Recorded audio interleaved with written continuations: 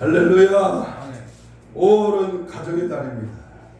오늘은 특별히 교회가 어버이 주일로 주님께 드리는 귀한 은혜의 시간입니다.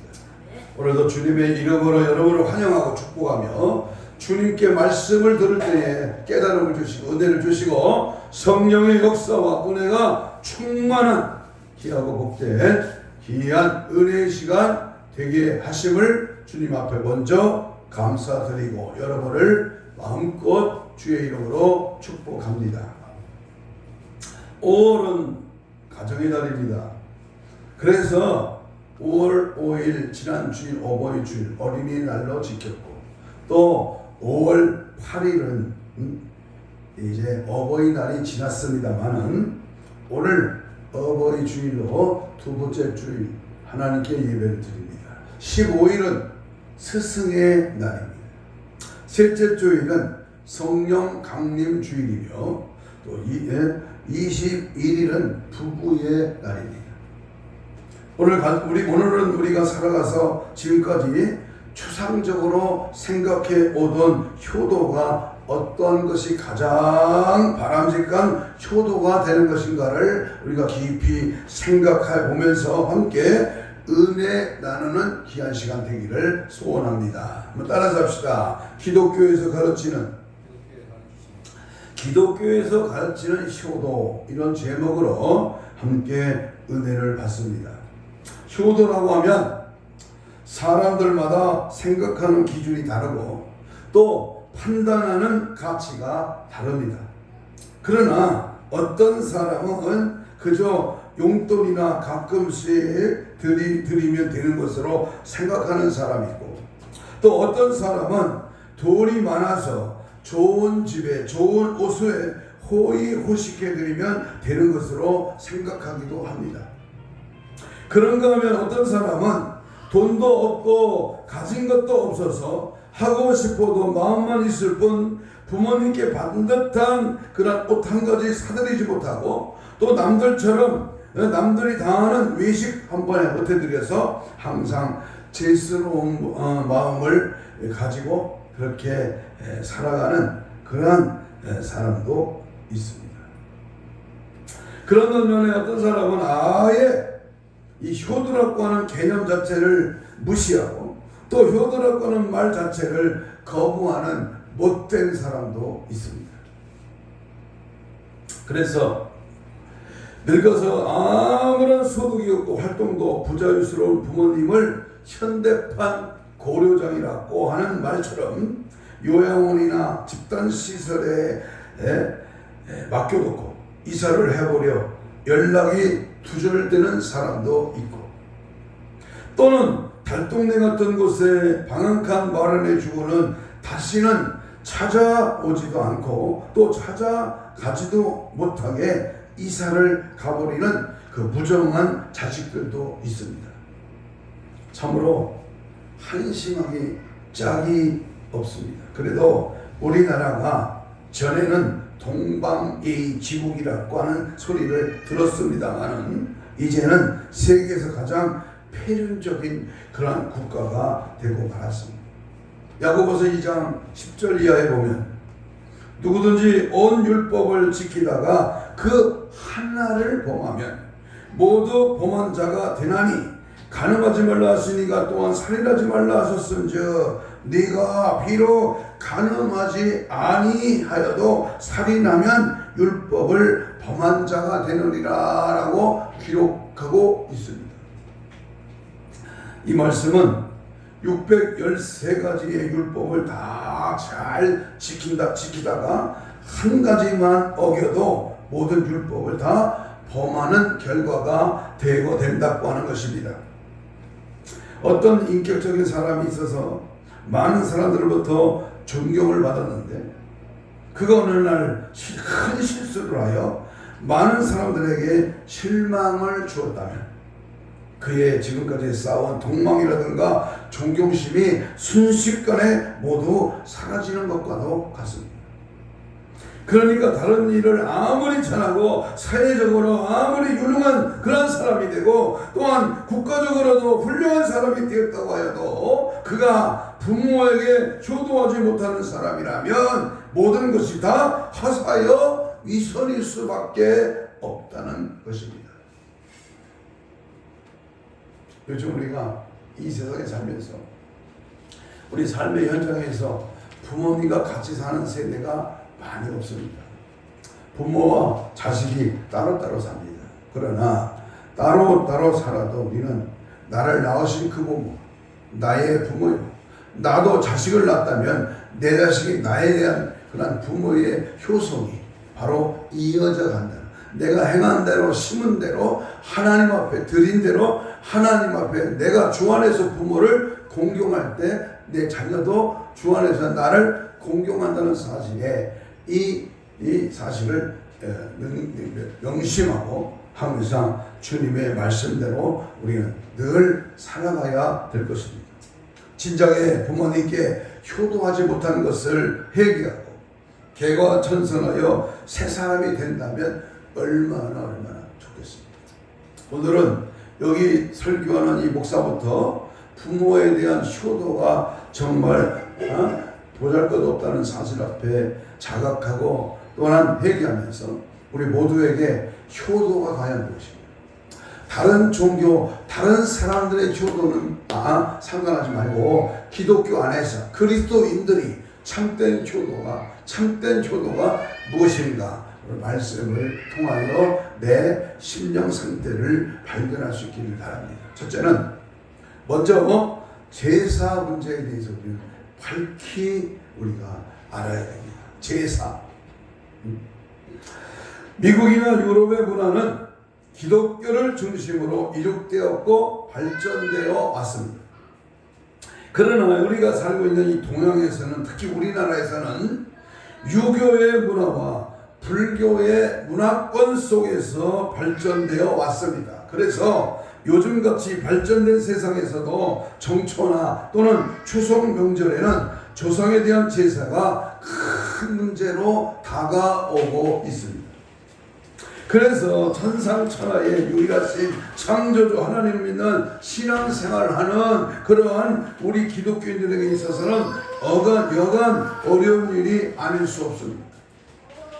특별히 새롭게 신앙생활을 시작한 사람이나 온 집안이 인가 기도되지 못한 집에서 혼자만 신앙생활을 하는 그러한 사람에게 있어서는 참으로 어려운 고통의 날이기도 합니다. 한마디로 조상제사나 조상을 섬기는 일은 효도를 하는 것이 아니고 우상 숭배하는 것이기 때문입니다. 제사 문제에 대해서는 현실적인 그러한 이해가 필요합니다. 제사라고 하는 말은 우리가 추도 예배, 그런데 추도라는 말은 죽은 자를 기리는 뜻이기 때문에 기독교에서는 사용하지 않는 게 좋고요. 소천 기념 예배나 천국 환송 예배로 바꿔서 우리가 하나님 앞에 이 날은 예배하는 날로 삼아야 합니다. 우리가 예수 믿기 전에는 제사라고 하였지만은 이제 예수를 믿고 그리스도인이 된 후에는 소천 예배, 천국 환송 예배라는 말로 바꿔야 하고 또 실제로 유교식, 불교식의 제사를 탈피해서 하나님 앞에 천국 환송 예배로 드려져야 하는 것입니다. 제사의 개념은 음식을 차려놓고 지방을 써붙여서 상징적인 유형물을 마련해놓고 초혼을 하며 절을 하는 것으로 시작이 됩니다. 어떤 사람은 기독교식의 천국 환송 예배를 드려도 꼭 음식을 차려놓고 하는 사람이 있습니다. 이것은 매우 잘못된 것입니다. 그러나 우리가 하나님 앞에 천국 환송 예배는 하나님이 만물을 창조하실 때에 사람을 하나님의 형상대로 특수하게 영혼까지 창조하신 것을 믿고 또한 장차 예수님이 재림하시면 자신의 몸이 신령한 몸으로 변화할 것과, 만약 우리가 죽은 후에 예수님이 재림하신다면은 예수님처럼 무덤에서 영광스럽게 부활하여 그 예수님을 모시고 천국에서 영생 복락을 누리게 될 것이며, 또한 우리가 하나님께 찬송과 기도와 예배 감사를 드리며 부모의 은혜에 대한 고마움을 생각하고 그 부모님의 그 유흥과 미덕과 업적을 기리는 날로 우리가 지켜야 합니다. 그렇기 때문에 반드시 우상 숭배의 개념에서 떨쳐버리고 살아계신 하나님께 예배하며 우리 남아있는 우리 형제, 부모, 자식이 부모님이 가신 천국을 향하여 우리가 더욱 믿음 안에 아름다운 가정, 예수 모신 가족, 천국을 소망하는 가정, 날마다 주 안에서 부모를 공경하고 주 안에서 자녀를 훈계하는 아름다운 가정으로 우리가 살아가야 될 것입니다. 좀 더 구체적으로 말한다면 천국 환송 예배나 이 소천 기념 예배는 부모님이나 선조의 양육과 유훈이나 그 가정의 전통과 미덕을 자손들에게 자세하게 소개하면서 자손들이 후손으로서의 책임을 느끼고 더욱 뜻깊은 효도와 보람 있는 삶을 결단하게 하는데 그 목적이 있습니다. 돌아가신 부모님을 기억하고 그 부모님을 향한 애절한 그런 슬픈 그런 마음을 갖는 게 아니라 죽은 자는 이미 천국이냐 지옥으로 가 있기 때문에 살아있는 우리가 그 부모님을 생각하는 것이 아니라 주님을 생각하고 믿음으로 하나님께 예배하면서 정말로 성도의 가정은 반드시 예수 모신 가정으로 부모를 효도하고 자녀를 말씀으로 양육하는 그런 믿음의 삶이 있어야 될 줄로 믿습니다. 제사 자체가 죽은 부모님이나 조상에게 효도하는 것이 절대로 아니라는 그런 것을 우리는 깨달아야 합니다. 그러므로 설날이나 추석 명절 그리고 부모님이 돌아가신 날을 기념하여 드리는 제사를 드리는 대신 돌아가신 부모님이나 어른들을 소천하는 그 소천 기념 예배, 천국 환송 예배로 드려져야 합니다. 과거 우리나라에 기독교가 처음으로 들어왔을 때에 기독교인들은 부모님께 제사를 지내지 않는다고 해서 기독교는 불효의 종교라고 하는 말에 오해를 많이 받았습니다. 그러나 우리가 이것을 알아야 됩니다. 기독교가 우리나라에 전래되기 이전에 우리나라는 유교와 불교 사상의 수백 년 동안 지배를 받아왔습니다. 그래서 유교 사상의 제사의식이 부모에게 효도하는 제일 가는 방법이라고 그렇게 생각하여 왔습니다. 그래서 부모님이 살아계실 때는 코빼기도 보이지 않던 불효막심한 자식도 그 부모가 죽은 뒤에 상다리가 휘어져라 제사상을 차리면 효도하는 것으로 여겨져 왔습니다.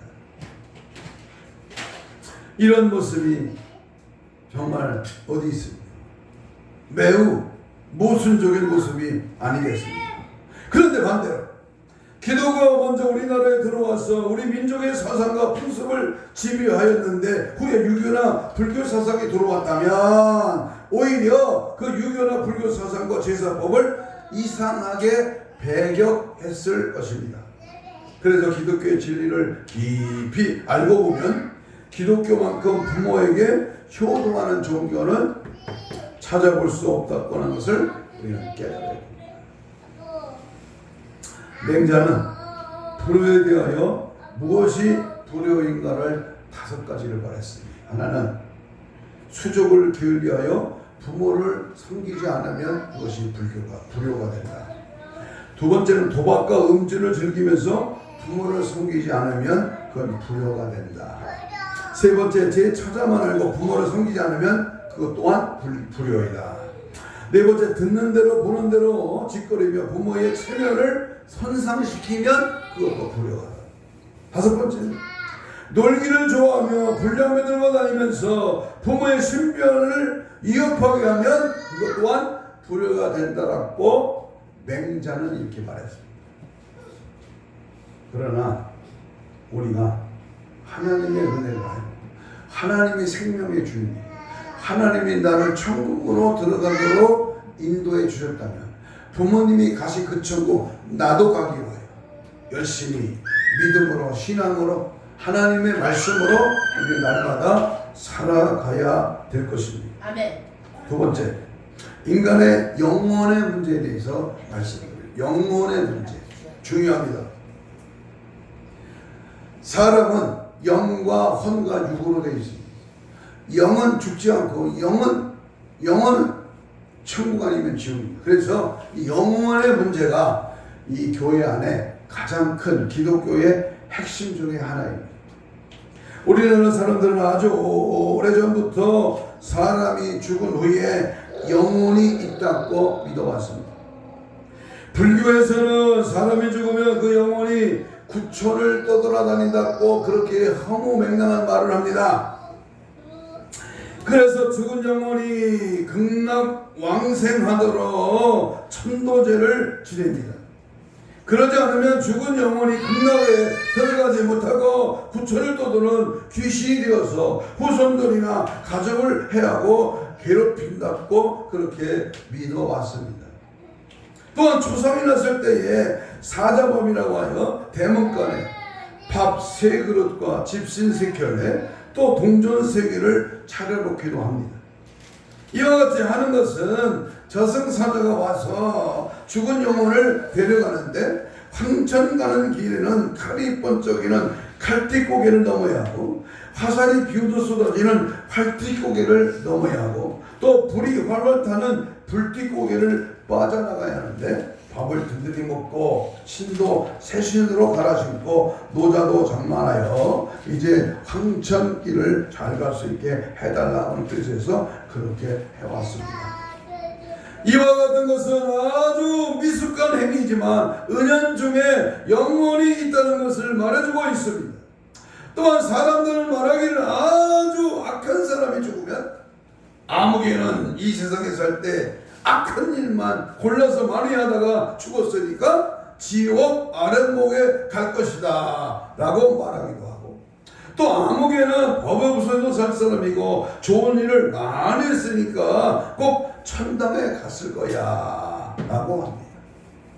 그러나 이와 같은 생각은 매우 잘못된 생각입니다. 요한복음 3장 36절에 보면 아들을 믿는 자에게는 영생이 있고 아들에게 순종하지 아니한 자는 영생을 보지 못하고 도리어 하나님의 진노가 그 위에 머물고 있느니라. 요한복음 1장 12절 우리가 잘 알면서 영접하는 자 또 그 이름을 믿는 자들에게는 하나님의 자녀가 되는 권세를 주셨다 그랬어요. 아멘. 그러므로 영원히 천국으로 가는 길은 선행으로 가는 게 아니고 노력으로 가는 게 아니라 또는 수고로 그 대가로 가는 게 아니라 오직 예수 그리스도를 믿는 것만이 천국 가는 길인 줄로 믿습니다. 예수 외에는 구원이 없어. 예수 밖에는 영생이 없어. 오직 예수 안에 오직 예수 그리스도 안에 내가 참 믿음을 고백하고 제사함 받고 주님을 내 마음에 영접하고 그 말씀대로 사는 자는 천국에 가는 줄로 믿습니다. 어느 날 부자 가는 한 사람이 예수님을 찾아와서 내가 무엇을 해야 영생을 얻습니까? 라고 그 영생의 길을 물었습니다. 그 사람은 자기의 선행으로 영생하는 것으로 착각으로 이렇게 살았습니다.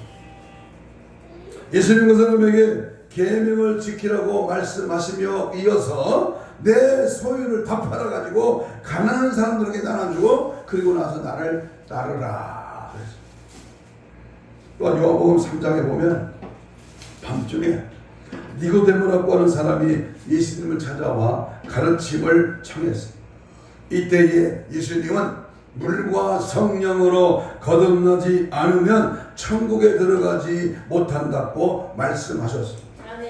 그러니까 우리가 오늘 반드시 깨달아야 할 것은 우리의 조상이나 부모님들이 예수를 믿지 않고 죽었다면 그분들은 자신이 행한 대로 하나님의 준엄한 심판을 받게 될 것입니다. 반대로 예수를 영접하여 잘 믿다가 가신 그런 분들은 하나님의 심판 앞에서 행한 대로 심판을 받아 영생에 들어가게 되는 것입니다. 그래서 부모님이나 조상님들이 돌아가신 날이나 명절에도 그분의 영혼을 생각하면서 하나님께 간절히 기도하고, 또한 천국 환송, 천국 소촌 그런 예배를 기념으로 드려야 합니다. 이것이 바로 믿음의 산제사요. 그런데 문제는 인과 기도 되지 못한 그러한 가정이 문제가 됩니다. 항상 이럴 때는 교회 다니는 사람은 죄인된 마음입니다. 자신의 입지에서 이렇게 저렇게 하자고 할 수도 없고, 이럴 때는 지혜롭게 해야 됩니다. 예수님께서 말씀하시기를 뱀같이 지혜롭고 비둘기같이 순결하라 그랬습니다. 죄 짓는 범위 밖에서 우리는 항상 지혜롭게, 화장실에 가든가 어디 잠깐 다녀올 때가 있다든가 그 자리를 피하고 그 자리를 위해서 우리가 오선 앞에 절하지 않도록 지혜를 짜서 하나님께 기도해 드립니다. 하나님은 피할 길을 열어주시고요, 하나님은 지혜롭게 하나님만 섬기도록 사정과 형편을 주께서 주장하여 주십니다. 아멘. 우리가 커피를 즐겨 마시고 있습니다. 물 한 컵에 적당한 커피 가루를 넣고, 또한 설탕을 적당히 넣어서 프림을 넣어서 이렇게 마십니다. 그 커피의 양은 거의 대부분이 물인데도 사람들은 커피를 마셨다고 말하지 물을 마셨다고 하지 않습니다. 예수님은 우리에게 빛과 소금이 되라고 하였습니다. 소금은 아주 적은 양의 성분을 가지고도 많은 양의 물질을 변화시킵니다. 이와 마찬가지로 우리들은 비록 가정에서 혼자만의 믿음을 가지고 있다고 해도 신념을 잃지 말고 언젠가는 가정 전체를 변화시키고 소금이 되고 물 마시고도 커피를 마셨다고 하는 것처럼 가정의 복음화가 이루어질 것을 믿고 낙심하지 말고 유이신 대신 살아계신 하나님께만 예배하고 또 하나님의 살아계심을 보여주는 아름다운 신앙의 모습이 우리 가정 속에 나타나야 될 줄로 믿습니다. 찬송가 327장.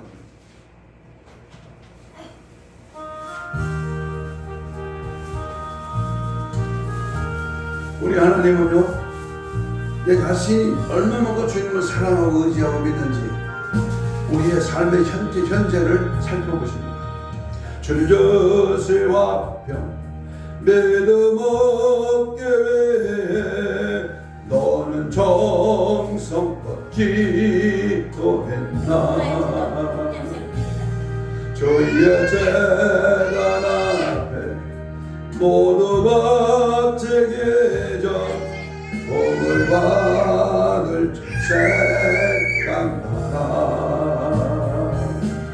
주의 재단에 선자석들의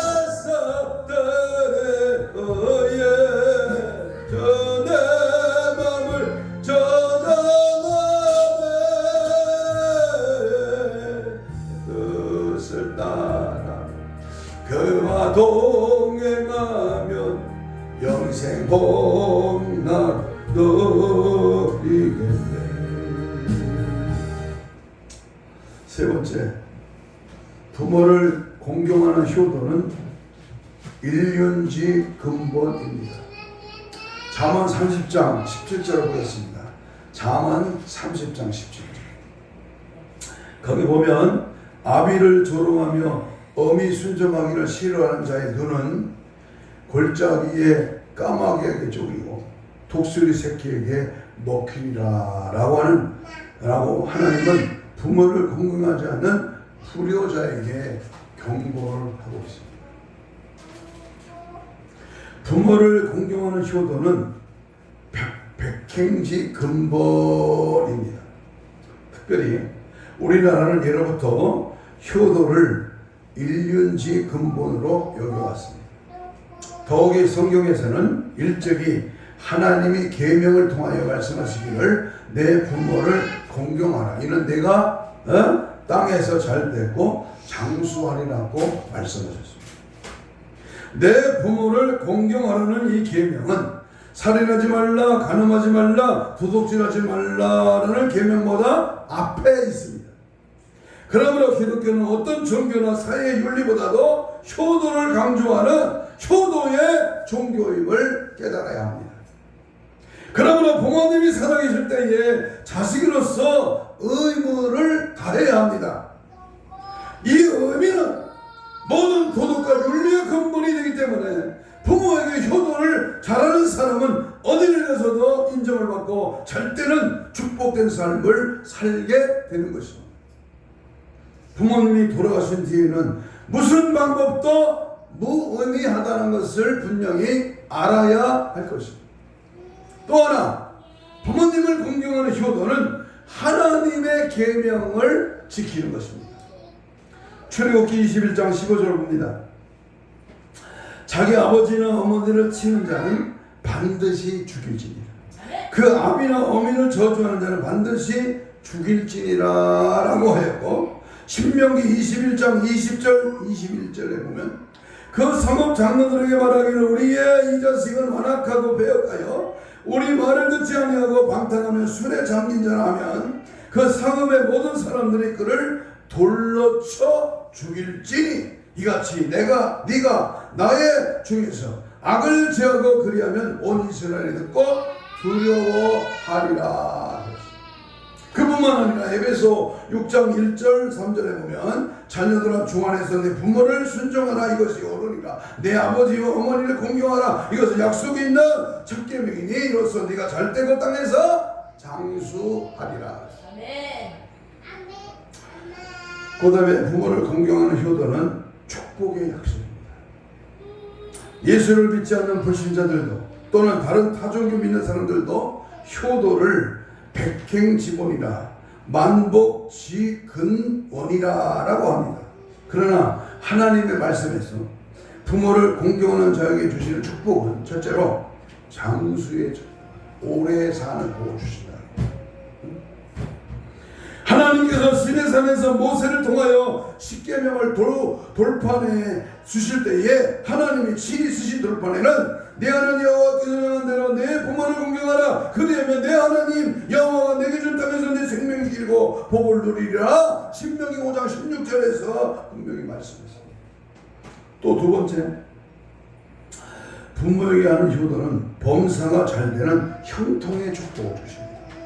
에베소 6장 1절로 3절에 보면 주 안에서 내 부모를 순종하라. 이것이 우리 네 아버지 어머니 공경하라. 이것이 약속의 첫 계명이니 이는 네가 잘 되고 땅에서 잘 된다. 네가 잘 된다. 형통하다. 부모를 업신여기고 부모를 내버리고 부모를 인정하지 않는 인생은 망가진 인생입니다. 그러나 늙어 글도 몰라 몸도 약해 다닐 수도 없어 수족이 마른 대로 또는 치매를 걸려 여러가지 어려운 상황이지만은 그러나 날라오신 부모를 공경하면 하나님이 너에게 형통의 길을 준다는 거예요. 세 번째, 지혜와 명철을 얻게 하신다는 거예요. 잠언 3장 1절 2절에 보면 내 아들아 나의 법을 잊어버리지 말고 네 마음으로 나의 명령을 지켜라. 그리하면 그것이 네가 장수하여 많은 해를 누리게 하며 평강을 더하게 하시리라. 네 번째, 부귀영화의 축복을 받습니다. 잠언 1장 8절 9절에 보면 내 아들아 네 아비의 훈계를 들으며 네 어미의 법을 떠나지 마. 이는 네 머리에 아름다운 관이요 네 목에 금사슬이라. 마지막으로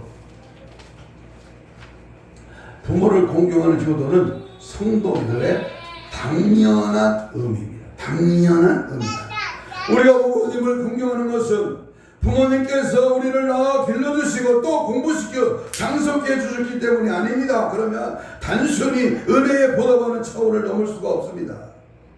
우리 그리스도인들이 부모를 공경하는 것은 하나님이 우리에게 명령하신 명령을 순종하는 마땅한 의무가 되는 것입니다.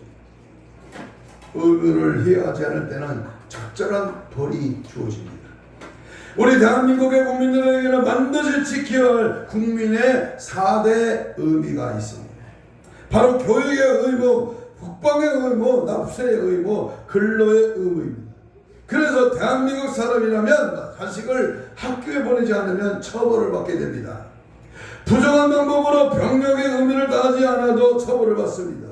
세금을 내지 않아도 처벌을 받고 일을 하지 않아도 처벌을 받습니다. 하물며 우리 중국 백성인 그리스도인들이 하나님이 명하신 그 의무를 이행하지 않고서 어찌 하나님의 자녀라고 할 수 있느냐 그 말입니다. 철저 말씀 앞에 굴복, 하나님이 내게 명령하신 그 명을 따라 죽기까지 최선을 다하여 그 명령에 충성하고 헌신할 때 하나님 우리 가는 길을 여시고, 하나님 그런 자에게 지혜와 명철을 주시고, 하나님 섬기던 부모를 섬기는 자에게 형통의 복을 허락해 주실 줄로 믿습니다. 이 생각이 생각나네요. 이 말이 생각나요. 제가 77년도 12월 26일 날 제2 하상한학교의 훈련소에 이제 훈련이 시작됐어요. 그리고 10주가 지나 이제 2달 반이 지나서 첫 면회가 시작됩니다. 10주 만에 면회가 시작됐는데 저희 부모는 오시지 않았어요. 11주 만에 부모님 면회를 왔어요. 그런데요, 부모와 이 아들의 훈련받은 모습을 보면 얼마나 펑펑 울지 몰라. 그 애는 난 다른 애와 같이 너무 추웠습니다. 훈련이 얼마나 고된지 달 보고 울고, 훈련받다가 똥오줌 싸며 울고, 손가락 10손가락에 손톱에 다 피가 터져나와 입으로 호흡을 울고, 10주 동안 화장실을 한 번도 안 가 똥이 튀도록 그렇게 고된 훈련을 해도 하나님의 은혜 안에 무사히 6월 10일 날 빛나는 졸업장을 받도록 하나님이 도와주신 그 은혜는 부모님의 그 눈물 어린 기도에 있었다는 겁니다. 1시간 훈련에 50분 훈련시키고 10분을 쉬는데요, 45분 훈련시키고 5명을 뽑아서 강하게 그 대표로 그 훈련을 완수한 인간을 임무시키고요, 엎드려 뻗쳐 머리를 박게 하면서요, 궁뎅이로 어머니 은혜를 부르라고 조교가 시킵니다. 나실 때 괴로운 나이 드시고, 한 조가 전부 부르는 겁니다. 이 부모님의 은혜. 참 얼마나 고운 자리, 마른 자리, 진 자리, 그런 자리 다 골라. 나는 못 먹어도 자식을, 나는 못해도 자식을 하자. 얼마나 많은 그러한 고초와 고통과 은혜를 베풀었습니다. 하물며 하나님의 은혜는 나 같은 거 지옥 가고, 나 같은 건 멸망받고, 나 같은 거 죄 가운데 빠진 인생을 예수 사랑의 보혈의 은총으로 구원하시고, 지옥 가지 아니하고 천국 갈 수 있도록 은혜의 말씀을 주시고 십자가 사랑으로 나를 구원해 주는 그 하나님의 그 명령, 하나님의 말씀, 부모님의 그 사랑 어찌 잊어버릴 수가 있느냐 그 말입니다. 결론을 맺습니다. 그러면 어떻게 부모님을 공경하여야 제대로 잘하는 그러한 효도가 될 수 있습니까? 어떻게 하는 것이 진짜 효도입니까? 어떤 것이? 첫째는 부모님의 말씀을 하나님의 말씀 다음으로 알고 순종해.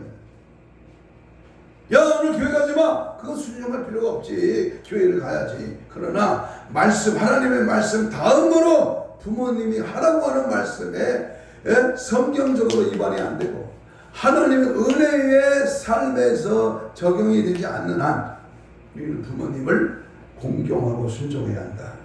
주 안에서 엔 크리스토스, 주 안에서 내 부모를 순종하라고 했습니다.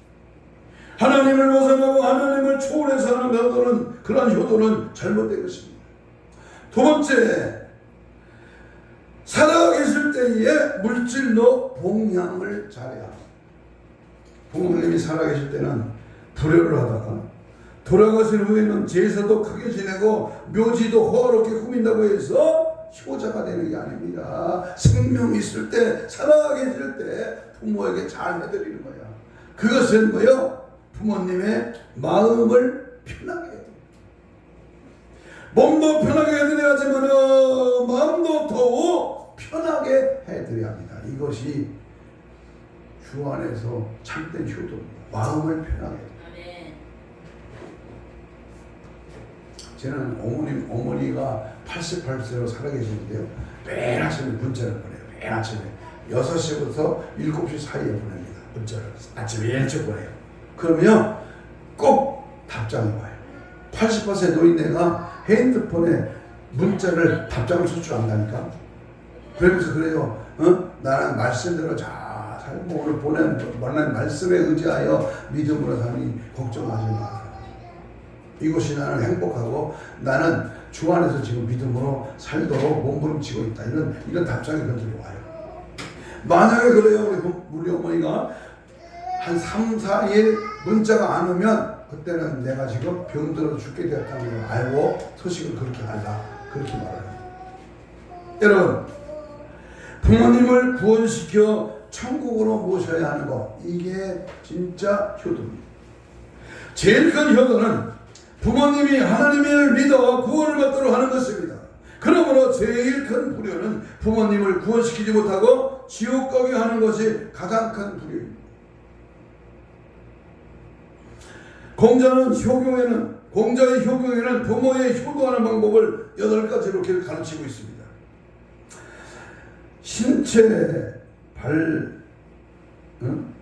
몸은 부모로부터 받은 것이니 몸을 상하게 해서는 안 된다는 겁니다. 또 하나, 부모님의 이름을 빛나게 하고 욕되게 하지 말라. 또한 남을 미워하지 말고 업신여기지 말라. 남을 섬기고 사랑하라. 자애로운 마음과 공손한 마음을 가져라. 부모를 존경하라. 부모가 즐거워하시도록 봉양을 잘하고 돌아가신 후에는 슬픈 마음으로 제사를 지내라. 부모의 말씀이라도 불의한 것은 순종하지 말라. 이렇게 4가지 효도하는 방법에 말을 했습니다. 다 맞는 것은 아닙니다만 문제는 효도를 받는 부모에게도 있습니다. 어떤 부모는 자식이 효도를 해도 받을 줄을 모르고 날마다 불평만 늘어놓고 헌담이나 하고 다닙니다. 부모는 자식의 효도를 기쁜 마음으로 받고 자식의 부족함이나 잘못된 것을 아량을 베풀어 감추어줘요. 이런 말이 생각나네요. 자식이 부모님의 집에 돌아와서 물건을 몽땅 싸고 그리고 흔적을 없애게 해서 부모님을 죽였습니다. 엄마를. 근데 엄마를 죽일 때 잘못해가지고 손톱 하나가 빠졌어. 근데 엄마는 그 손톱 때문에 자식이 살인범으로 잡힐까봐 그 손톱을 먹어버렸어요. 주워 먹어버렸어요. 그런데 부검을 해가지고 뱃속에 손톱이 들어있는 것이 발견되어서 그 아들이 범인으로 잡혔습니다. 보세요. 엄마는 자기를 죽이는 아들에게도 사랑을 베풀고 잡히지 않게 하기 위해서 증거를 없앴던 겁니다. 이게 부모님. 어린이날도 지나고 여러분 어버이날도 지난주 수요일에 지났습니다. 오늘은 가정의 달에 우리 기독교가 주장하는 효도에 대해서 잠깐 생각을 했습니다. 이 세상에 수많은 종교가 있지만 그 중에 가장 효도를 중요하게 바르게 가르치는 종교가 바로 기독교입니다. 그뿐만 아니라 기독교의 효도는 영생의 길로 인도하기 때문에 기독교인이라면 반드시 부모를 극진히 공경하여야 하겠습니다. 요한일서 3장 18절에 자녀들아 우리가 말과 혀로만 상가하지 말고 행함과 진실함으로 하자. 부모님이 살아계십니까? 아니면 부모님이 일찍이 돌아가셨습니까? 하나님 앞에 이 순종의 자세는 복받는 자세요, 믿음의 자세요. 내가 순종해야 자식도 나를 순종하는 것이죠. 형제도 일가 친척도 날 낳으신 부모, 자신들에 대한 부모에 대한 극진한 사랑이 주 안에서 순종하여 복받고 장수하는 은혜의 삶이 주어지기를 주님의 이름으로 축복합니다. 아멘. 이 시간 다 같이 주여 삼창하면서 통성기도합니다. 부모님 살아계실 때에 지극정성 다하여 효도하게 하옵소서. 가정의 복음화를 위해서 천국 가기 위해서 최선을 다하게 하옵소서. 부모 경영이 1년지 근본임을 명심하여 하나님의 계명을 주 안에서 부모님께 순종함을 물질로 보양함을 마음 편하게 해드리고 천국으로 모실 수 있도록 흑진히 공경을 하게 주옵소서. 주여 삼창하면서 뜨거워 간절하게 부모님 향하여 하나님을 향하여 간절하게 주여를 부르며 우리 동성을 합심하여 기도합니다. 주여 주여 주여 성령의 성령의 하나님의 말씀 십자가의 보혈의 능력의 역사 예수피 주여 주 안에서 부모에게 효도하고 아버지야 천국 갈 수 있도록 은혜와 긍휼과 믿음을 다하여 주옵소서. 가정의 복음화를 천국 가기 위하여 하나님 거룩한 영으로 충만하게 채워지게 하시고 오늘 아버지의 일을 맞이하여 하나님 날라게 되시고 여기까지 인도하신 부모님의 은총을 생각하며 하나님 앞에 중성 봉사 헌신 어디 가정에 대한 사랑과 은혜와 이해 또한 형제들 간에 우애하며 부모님의 효도하며 극진히 사랑하는 믿음을 발로가 일어나게 하시고 아름다운 행복을 나타나게 하시고 성령 충만한 예수 모신 가정으로 날 이끌어 사용하여 주시옵소서. 가슴에 손을 댑니다. 아픈 자는 아픈 부위에 손을 얹습니다. 주님 감사합니다. 오늘 이 시간에 우리 예수님의 십자가의 피 묻은 손을 대신 얹었습니다. 이 시간 주의 보혈의 피로 채찍에 맞으고 성령의 능력으로 우리 모든 신원신을 강건케 하시고 심칠과 근육과 세포와 조직과 마비와 근육과 피부는 정상으로 회복될지어다. 손을 얹은 즉 나으리라 하신 주여 모든 질병의 세계는 예수 이름으로 다 깨끗한 받을지어다. 깨끗한 받을지어다. 오늘도 40백조절 우리 주님이 원하시는 뜻대로 순종을 방해한 부모를 순종하지 못하게 하는 원수목이 섰다 귀신아 낯선 예수를 명하노니 떠나갈지어다.